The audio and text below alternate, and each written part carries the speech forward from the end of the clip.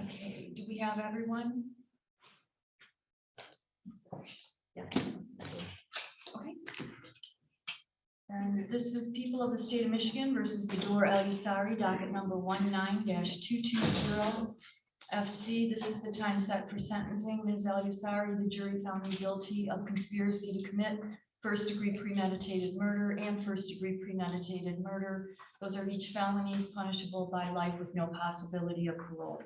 You have the right to an attorney. You are represented by Mr. Abood. And Mr. Abood, have you had a chance to review the pre-sentence report with your client? Yes. And I'll tell you right off the bat, I made a bunch of corrections to it because of them not indicating what the conviction offenses were. So on the, I'll give you a chance in a moment, but on the cover page, I changed it to count 1, conspiracy to commit first-degree premeditated murder, count 2, first-degree premeditated murder. I made the same change on the next page where they have the recommendations. I made the same change under evaluation and plan. And in the second paragraph, I changed the word paternity to maternity. And on the following page under recommendation, I again made the same change as to the conviction offenses. And then on the BIR, I made the same change. Now your changes, Mr. Abood? Ms. Matuska and I went over them and she recorded all of mine. Okay. As well as hers, and I think we're in agreement on all the changes. I would defer to her at least. Okay, you want to go ahead, Ms. Matusko? Yes, Your Honor. Under evaluation and plan, the very first paragraph, it says on April 21st. That should be April 22nd. Got it?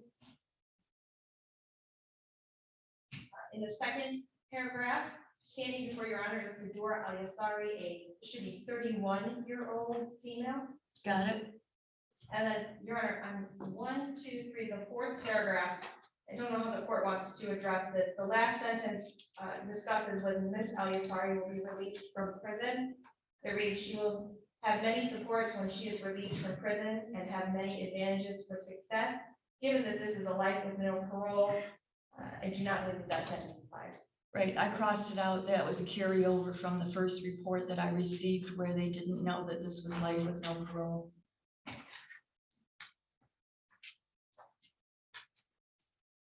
Your Honor, under agent's description of the offense, it's going to be the second page. It's the third line down. The sentence begins on the second line down. She stated that she called a friend and that she didn't want to see anything. That should either reference her daughters or them. I'm sorry, tell me again where you're at, It's under agent's description of the offense. but not on the first page of it? Correct, on the second page. Oh, I see it. Okay, so she didn't want her children to see anything, right? On the same page, going down 2 paragraphs, with the paragraph beginning with the word deputies. Yes, The third line, she had been communicating with, it reads the defendant, it should say her husband before she got home.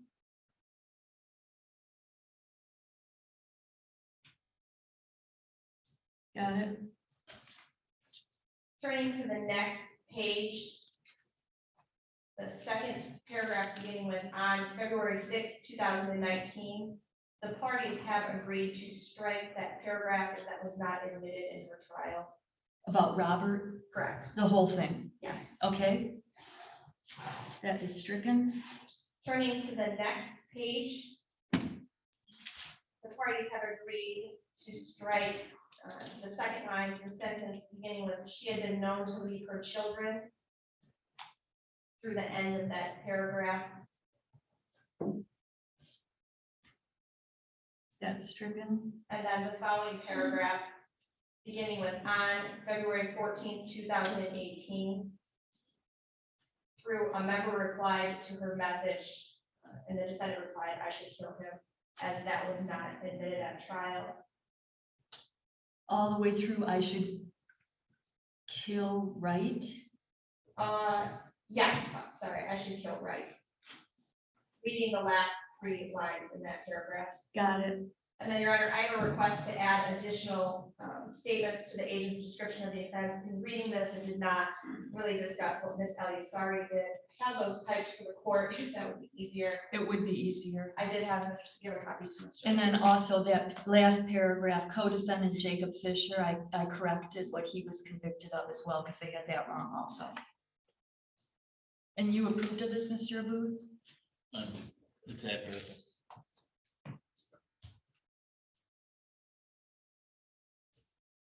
Okay, when I send the corrections into the report, I'll include this as an addition. And that's it for corrections then? Your Honor, it did correct, I don't know, I believe the court likely corrected it, under criminal justice. Again, when it references this case, they have the wrong counts. Oh, actually, I had missed that one.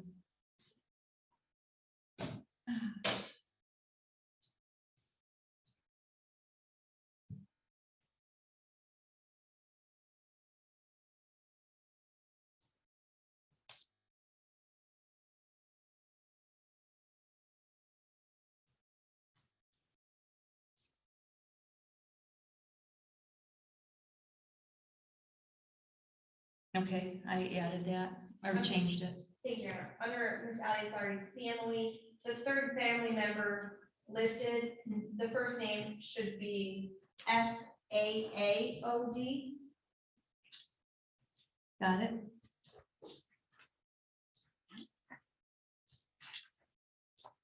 And then on the basic information report, the date of offense currently lists just January 31st of 2019. The date of the offense was the range of January 31st, 2019 through February 4th. Trying to find the box. Right above the word disposition. Got it. Okay, January 31st to February 4th. And that is also on the final page for count 2.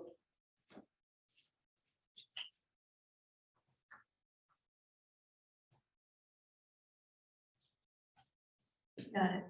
And then last year, I did provide Mr. Abud with the itemized restitution request from co-defendant Jacob Fisher. And we do request $20,010.86, and that would be joint and several with Jacob Fisher.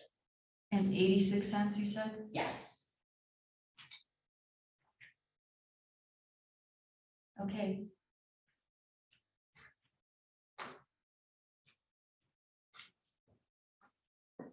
There are, of course, no guidelines with this. I'm sorry, I have just. Oh, I'm sorry. I thought she was taking them off. She would. This is, I guess, just a point that Ms. Eliasari disputes in page 1, paragraph 2. Where it says, Badura told the police that she had just come from a friend's house.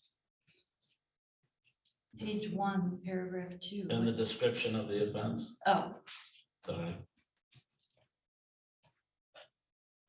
okay. Tell me again then. Says, the report states that Badura told the police she had just come from a friend's house. Yes. And I think that's an accurate, as far as if you read the police report, that's what the police report says. Okay. Miss Eliasari disputes that that's what she told the police. She indicates she told the police. Well, I'm She going to came leave from- it. I think everybody understands that the agent's description of offense comes from the police report, and there's often discrepancies, but that's what's from the police report. I'm just pointing that out. Anything else? That's it. Okay, so now we have all corrections? Yes. Okay. And is there a victim or victims who wish to be heard? Yes, Your Honor. Zara is here and has a statement she wishes to read to the court. Okay, as I understand it, you wanted to give it from the witness stand, is that right? You may come up here.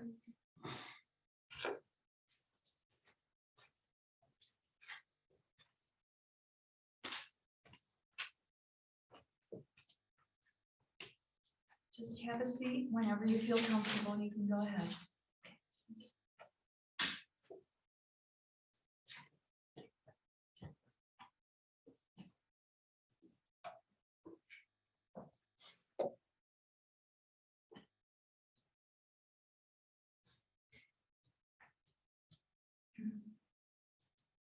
Here, I'm gonna move my leg stand just so that she's not.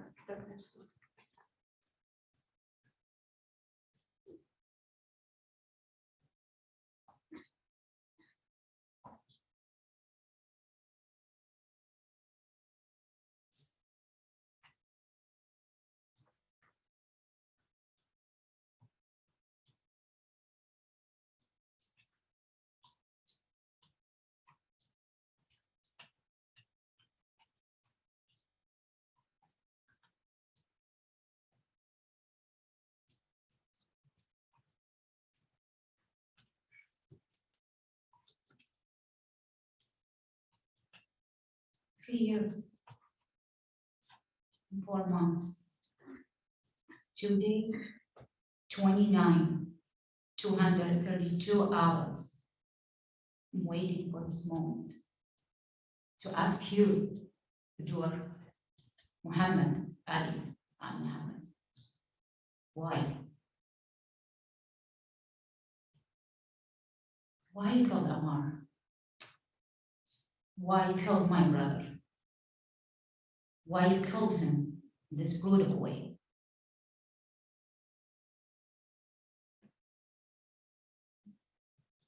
Why you destroyed our life? You ruined your kids' future. Did you really think you'll get away with what you did? I haven't slept 2 days. I've been worried and stressed, waiting for this moment, the moment I have to talk on behalf of my family, the moment I get to tell how you fed us.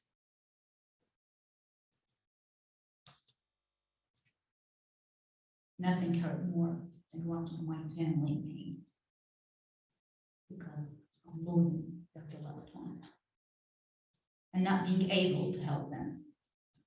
You ruined our life, Fedor.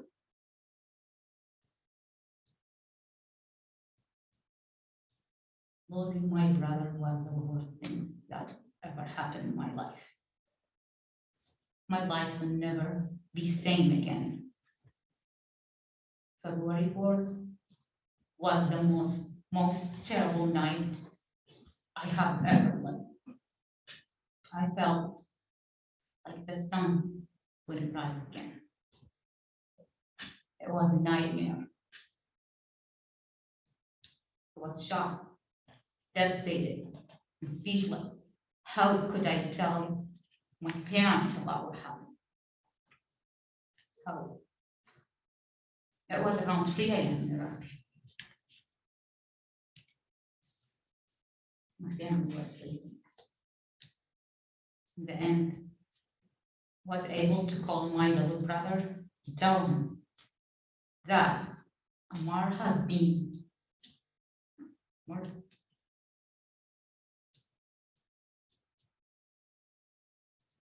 Was not able to talk to my parent for a long while. It was especially hard to talk to and hear my dad.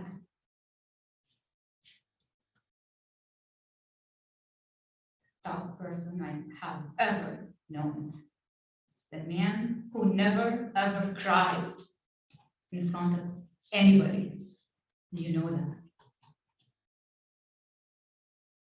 Losing Amar broke his heart to little pieces, made his tears flow endlessly. Amar prayed every single day.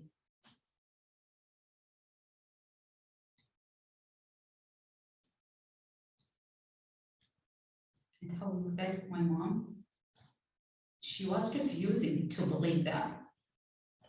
She was refusing. She lost her beautiful son. until she talked to me. She refused that. She was saying, no, let me talk to Zara. No, that's not true. That's not what happened to Amar. No. Her voice, when I told her, Amar killed, was indescribable.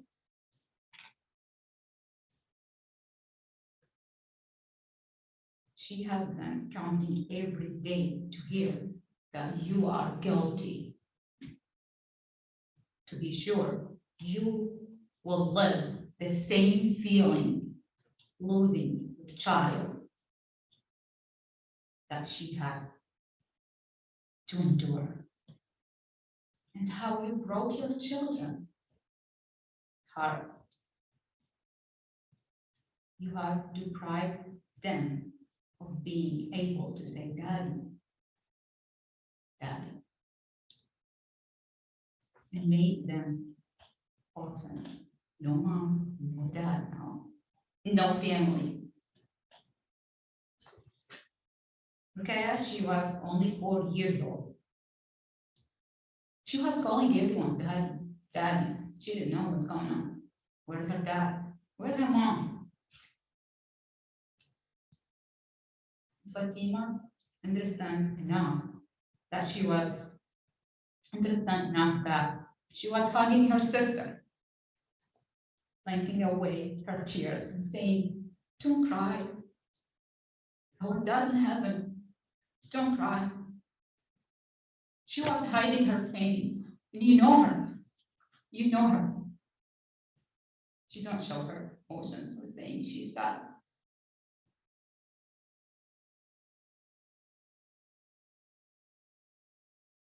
One day, keep that in your mind. One day they came to my house. I tried to put them in bed.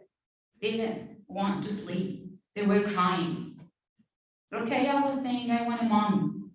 Fatima was saying, I want a daddy. They were crying all the night.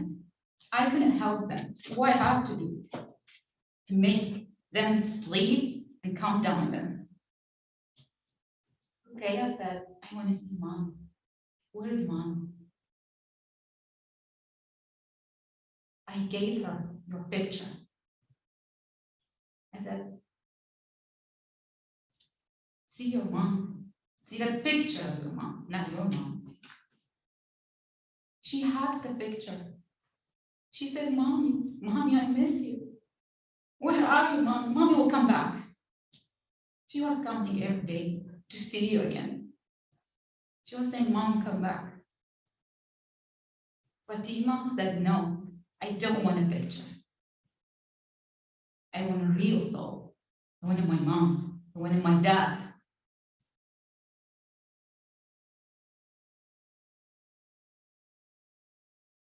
What did they do to deserve this? They are not supposed to live or experience that kind of pain. They are just beautiful angels. You don't deserve to call mom. You are an evil monster. For 3 weeks, I sat in the courtroom and I couldn't find any logical reason for you to murder Amar. Cheat on him again and again. That's all acting. You are a good wife.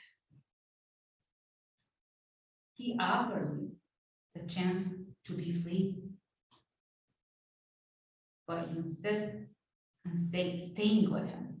You beg, lie, and use your devious tricks to make him trust you again. You could just say that you didn't like him anymore, or you didn't want to stay with him. I'm confident if you had done this, you would never see his face again. We both have an idea about Amar's pride and dignity. We know Amar. You don't need to lie to him.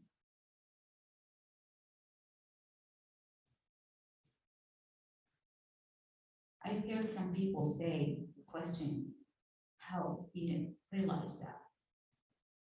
How he didn't realize you were cheating on him for that long time. It was hard to hear. I would like to respond to that today, saying, Amar was smart and a real man and a good husband, an amazing dad.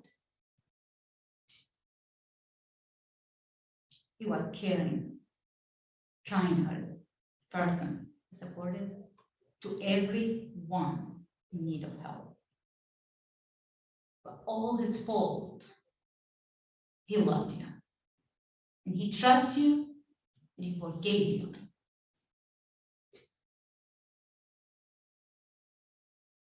He believed you, not because you were smart and he was foolish. No, he believed you because he didn't want to believe. He didn't want to be convinced that the women he loved, sacrificed for, and the mother of his kids was really a cheater and a big liar.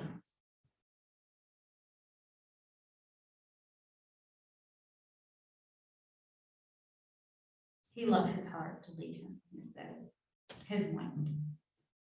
He continued believing what you said because he loved you. The love is blind. But you reward all that love and trust with betrayal, treachery, and deception, and even playing the role of an abused victim to push your lover to murder the father of your kids. At the same time, Amar was working on his marriage to make it better and to save his family from destruction. He was always careful, concerned about the bad people outside his marriage. But he didn't know he was actually feeding the real enemy would grow and show her pain in order to murder her husband in his house. What a horrible wife you are. You don't understand how family or a man like Amor.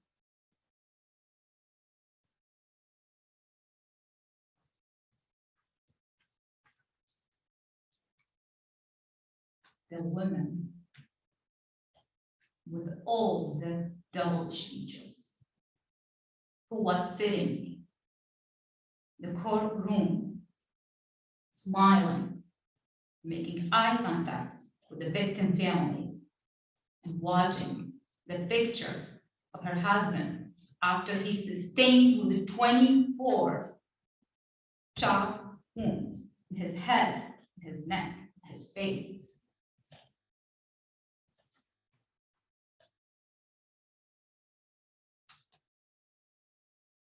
With a cold eye and no emotions. You could be anything, but you cannot be human. You're so disgusting. You thought you were smart enough to control and cover up everything after Amar's death. I knew you involved in Amar's death the first second I arrived at his house on February 4, 2019. I was not stupid enough to believe your fake tears. I react like I believe you to ensure that I'll get justice for Amar in the right way. I walked with you patiently for 10 days.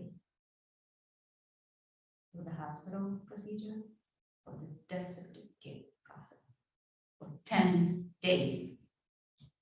I was dying each single second because I know you did it.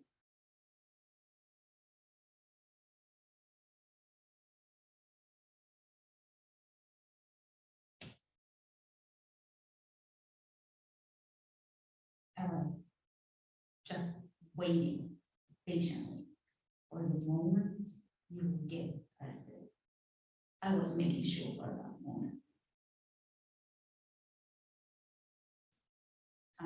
I tried to make sure you couldn't trouble someone, but you planned.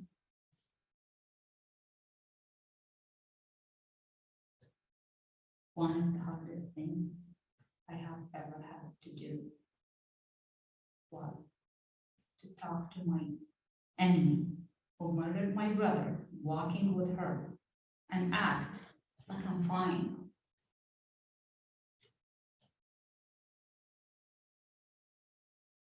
Pretend to believe you in order to achieve justice.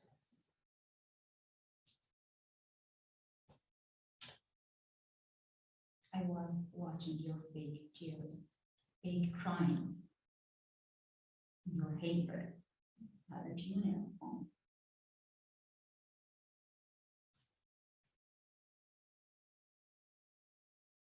Then I started walk to his casket, put your dirty hand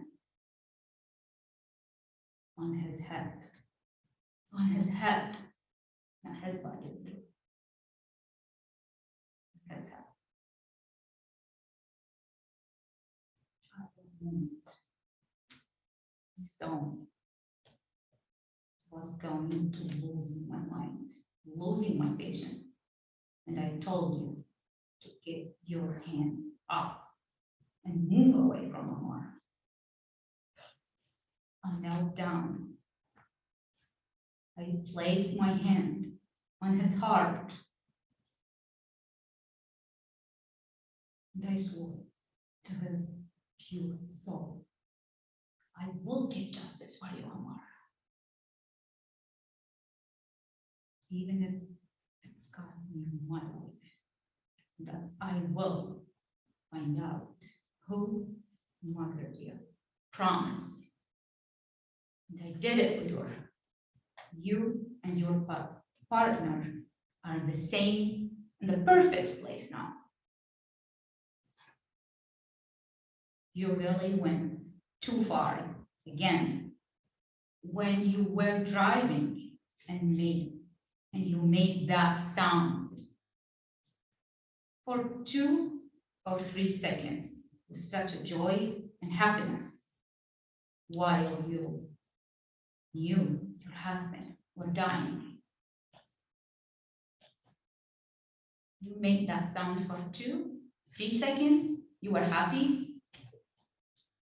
My family will make it today. After knowing you will spend the rest of your life in prison, in shame and disgrace. Telling Jacob Fisher to hold his head up. You're proud of your boyfriend? Dua. First, try to hold your own head up and say you are innocent in front of your kids. You get shame. You get shame in life and the hereafter. But Amar lived and passed away with honor. I'm sure you don't even know what honor means.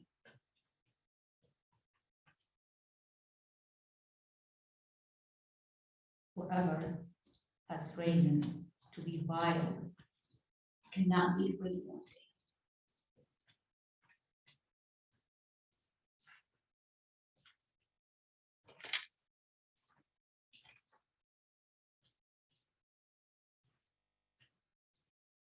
The healing effect of knowing You will spend the rest of your life in the present and seeing you in this situation. It's better than 1,000 therapy sessions for me. You got what you deserve, Fedor. Game is over. You're done.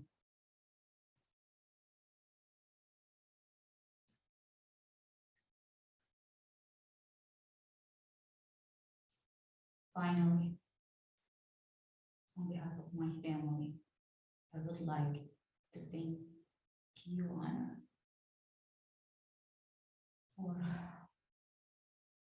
all your efforts in this case, for giving me time to talk today. Thank you. Also, I would like to thank the heroes in this case.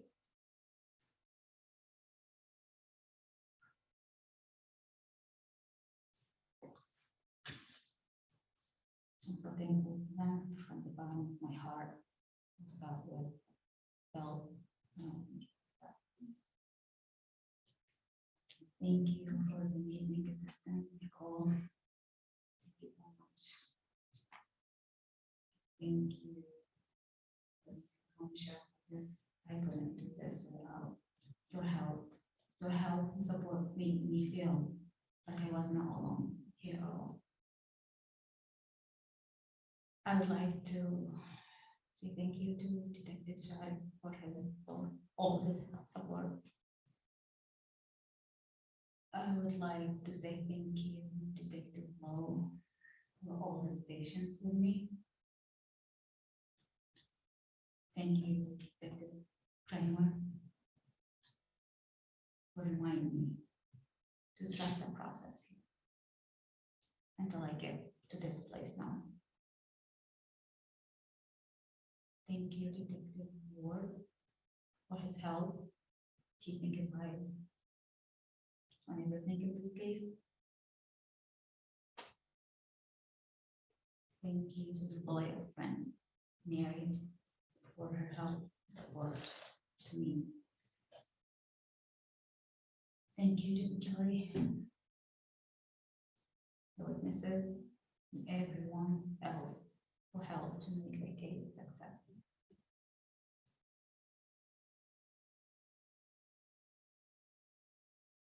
Rest in peace, Omar. Justice is safe.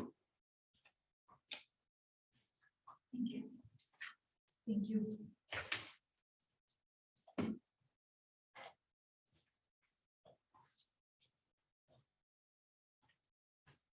Ms. Matuska, are there any other victim impact statements? Your Honor, Amar's friend Mary did prepare an impact statement before it would allow her to read it. Sure, go ahead.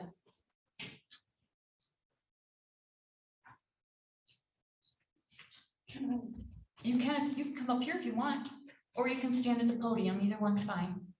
Sitting is Okay. good. Thank you, I appreciate this.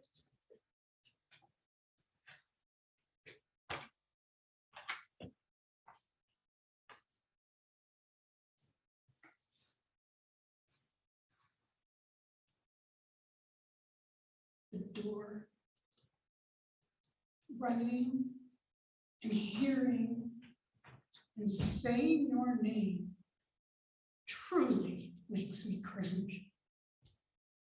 Your name, you make my blood boil, my stomach churn, my heart ache, and my head reel. How could I have ever been a friend to you? How could I have ever believed your lies and manipulations? From day one, when you first emailed me asking about Amar's visa status before you two were going to get married and about how he could become a citizen, you were manipulating everything. Everything. Why in the world were you emailing about his visa status.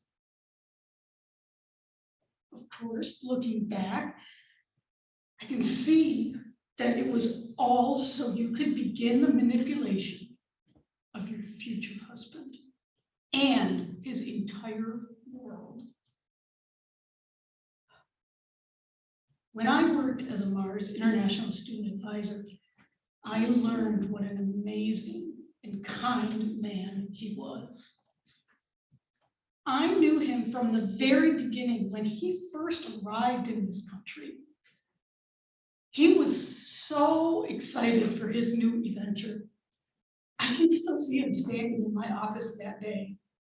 He just burst in and just was so ready to get to everything. He was so excited to learn everything and to help as many people as he could. He was in my office on a daily basis, sometimes multiple times in the same day. Most of those times he came to me to advocate for another student, not even for himself, and to find out how he could help them. He had a heart of gold, and you knew it. You knew he would trust you and spoil you, and you took the ultimate advantage of him and his kindness. Actually, I learned a lot from you too, my ex-friend. I've learned that evil really does exist in this world, and that you are its manifestation. I've learned that my kindness and my support can be misplaced in the worst way. I've learned that I should have trusted my gut once again when I saw the red flags, no matter how small they were, and all your odd little behaviors that never, ever felt genuine.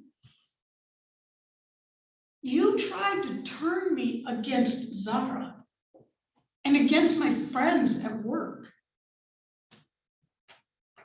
You knew, though, that you could never, ever turn me against Amar.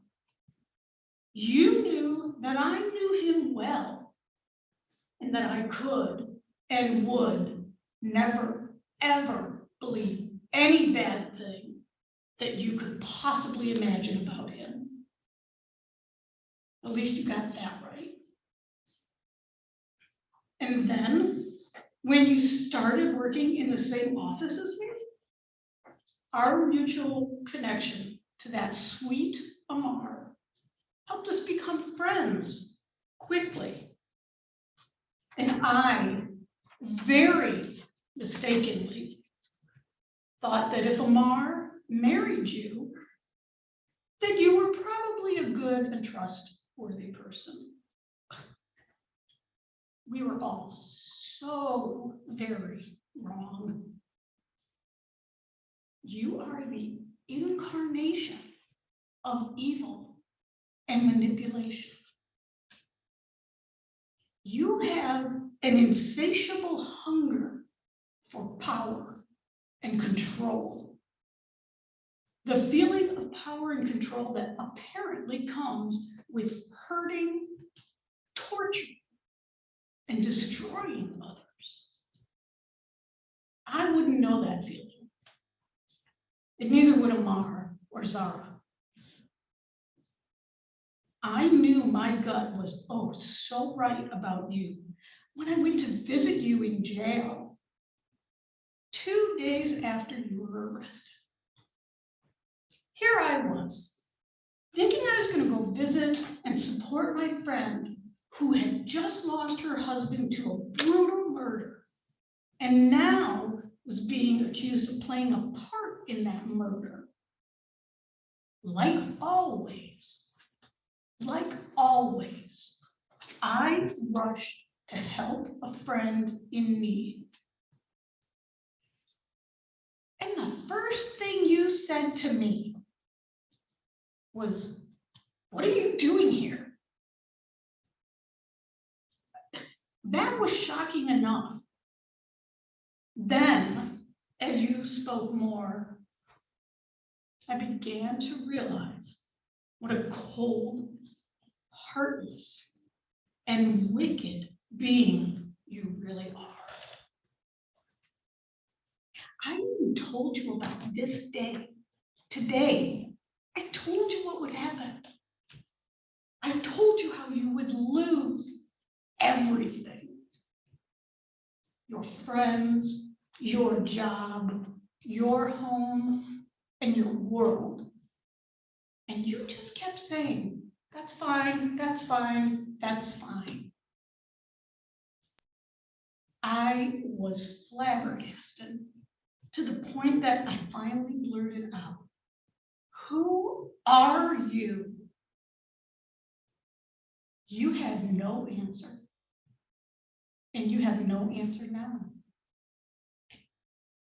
You have lost everything, including your beautiful and innocent children, Fatima and Rukiah. Most of all, though, you've lost yourself. If there ever was a different and good person in there, I hope and pray that somehow you find that tiny grain of goodness that you were born with. And that you somehow find a way to become a good person. Honestly, I doubt that will ever happen, but I will still hope and pray that it does. Maybe someday, far into the future, I'll be able to start thinking about forgiving you for your wickedness. Just for myself and not ever for you. Honestly, I don't know that I'll ever be able to get there. I know that there is no way on this earth that I will ever forget what you have done. And this surreal nightmare that you have created for everyone around you. You have taught me a lot, though. You taught me to never, ever trust by teaching me how dangerously destructive it can be to believe what someone says. I helped and supported you in those 10 days after your lover was arrested and before you were arrested. I even set up a GoFundMe at your request. And then I took it down 2 hours later, again, at your request. You told me how you were going to go back to Iraq to bury Amar. Now, I do believe you did want that money and that you did want to leave this country. All the other lies and manipulations during that time and during all the years before are all lessons I will never forget. I hope you can learn a few things too. I hope you learn how to be a good human and how to actually tell the truth and to know what the truth is. I hope that you someday have the courage to tell Fatima and Rukiah the truth before they have to read it in newspapers. I hope you somehow learn to be humble instead of self-absorbed and self-serving. I hope you learn how to give instead of continuing to take.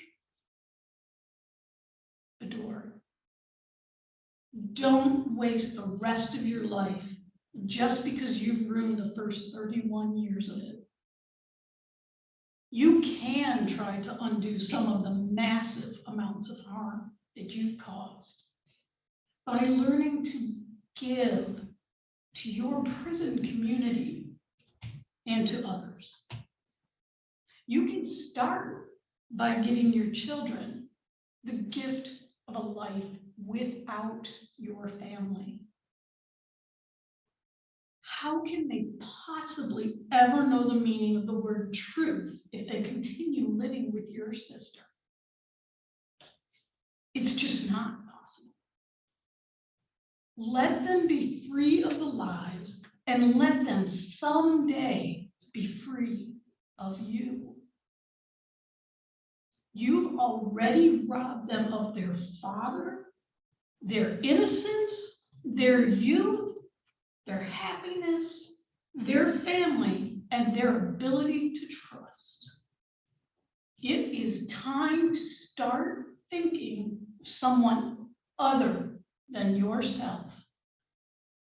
That might feel impossible to do right now, but thankfully, there are mental health resources that you need to take advantage of in your new prison home. Do it for Rukaya and Fatima. There is so much more that I could say. So much of it, though, is unspeakable.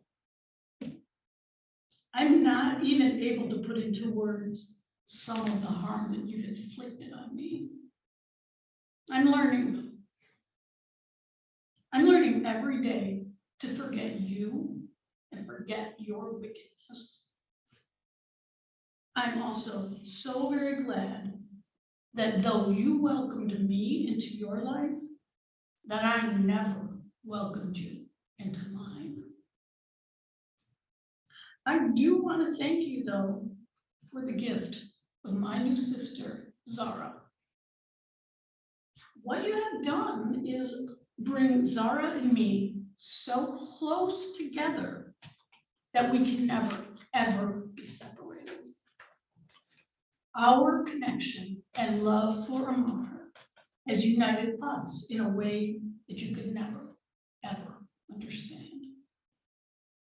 I hope and pray that you get the mental health help that you so desperately need, and that you are able to finally let the girls begin to live a life without your lies, deceit, and manipulation, one day at a time. So, thank you. And so we have a complete record. I should have asked you to state and spell your name. Oh, I'm sorry.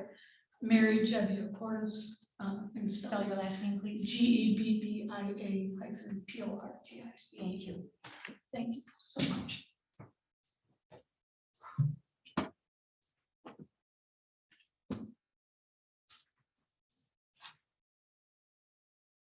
Any additional victim impact statements? No, Your Honor. Do the people wish to be heard? Briefly, Your Honor.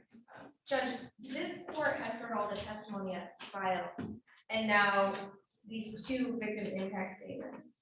The court has heard how this defendant manipulated Jacob Fisher and how she manipulated Amar Ayasari. But I want to make clear that she had options. She had options to end her, if she was unhappy in her marriage. She had the ability to get a divorce, and as a well-educated woman connected to the university with a strong family support, she absolutely could have left Amar the right way. As the court heard, Amar offered her a divorce months before this brutal murder, and she begged him to stay. Amar did not need to die. He did not need to be brutalized. Fatima and Rukaya did not need to lose a loving father. And while Jacob Fisher swung the axe on February 4th, 2019, Badur Elisari began her plan much earlier. This court heard testimony at trial, and I want everyone to know and the record to be clear that on January 31st, 2019, while this defendant was pretending to be at work and driving her boyfriend to the store to purchase an axe and bleach, Amar Elisari was at home with his girls. Throughout the day, he sent multiple text messages to Badur Al-Yassari, telling her he was thinking of her and loving her, sending photographs showing a loving and devoted father, spending time with his daughters, doing what they wanted to do, including allowing Rakaya to make a mask out of a macaroni and cheese box, building her creation out of magnet tiles, sending Badur videos of her daughters singing and smiling as they spent the day with their daddy. There was testimony at trial between this, conversations between this defendant and her co-defendant, talking about how Jacob Fisher loved those girls more than Amar Al-Yassari ever did. Simply put, Your Honor, that could not be more false. Amar Al-Yassari absolutely loved his daughters, and it's clear that Fatima and Rakaya loved their dad, a dad that was taken by this defendant away from them. Throughout trial, Your Honor, there was also allegations of domestic violence without any actual evidence of domestic violence. What we saw was that this defendant amped up her boyfriend, Jacob Fisher, 3 days before the murder, telling him that Amar treated her like a prisoner, made fun of her, called her names, and was abusing her. As this court is well aware, the Ingham County Sheriff's Office conducted an extensive investigation, cell phone analysis, social media analysis, interviews of those that were close to this family. And quite frankly, you cannot treat someone like a prisoner, but also allow them the space to have countless numbers of affairs. And while it's true in those messages, it shows that this marriage was struggling through a miscarriage and may have had difficult times.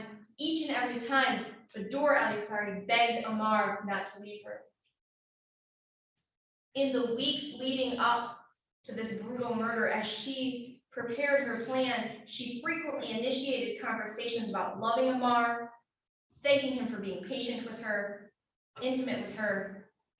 And Your Honor, through that entire investigation, there was no credible evidence that Badur Al-Yassari was abused by Amar. She had options and she chose to be a cold-hearted murderer. She chose to manipulate Jacob Fisher into hating the image of Amar that she painted for him, not the image the world had.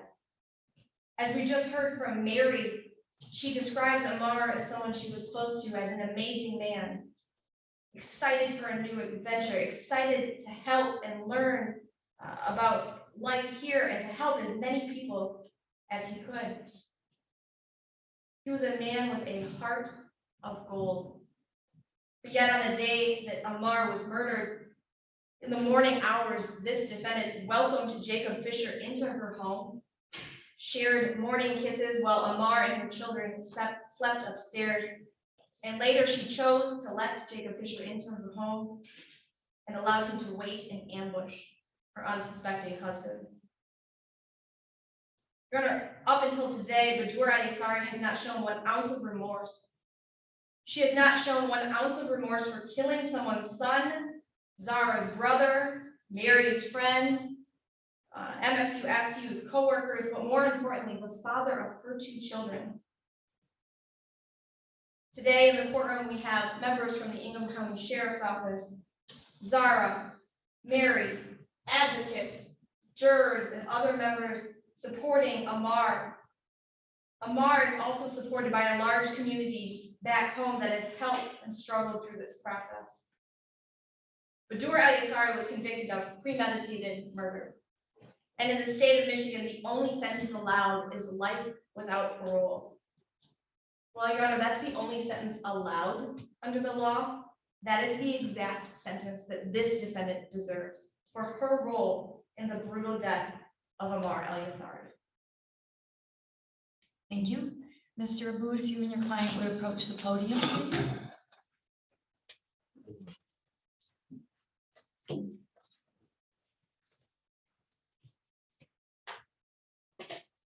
And I'll take your comments, Mr. Aboud. Thank you. As the court knows, and as the prosecutor has indicated, the sentence in this case is fixed. My words and comments today will not be long. The facts of this case have been litigated. The jury has rendered a verdict, and Badur's fate has been decided in this court. As this court knows, she does have appellate right, but I would say, and I'm not really talking to the court, but we all have an obligation, no matter what our circumstances are, to try and improve ourselves.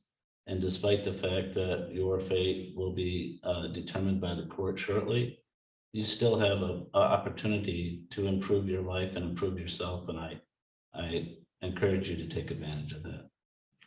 And Ms. Eliasari, is there anything you wanted to say? All right. Well, this is, of course, the harshest of penalties that can be imposed in the state of Michigan. However, in this case, it is the one that justice demands. It's not a sentence that calls for rejoicing or celebration. This is actually a very solemn occasion. But there is something that calls for rejoicing in this matter, and that is today, right now.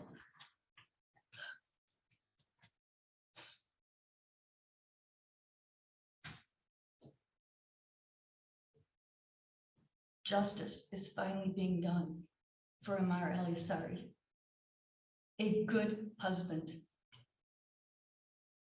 a man whose name you do not deserve to bear, a man whose blood will forever be on your hands, just the same as if you held that axe and swung it at his head 24 times.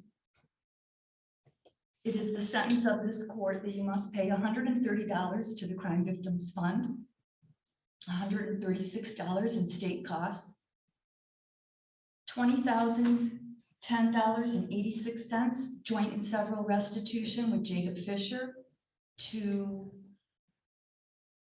I'm not sure if it's Zara Eliasari. It is. Eliasari.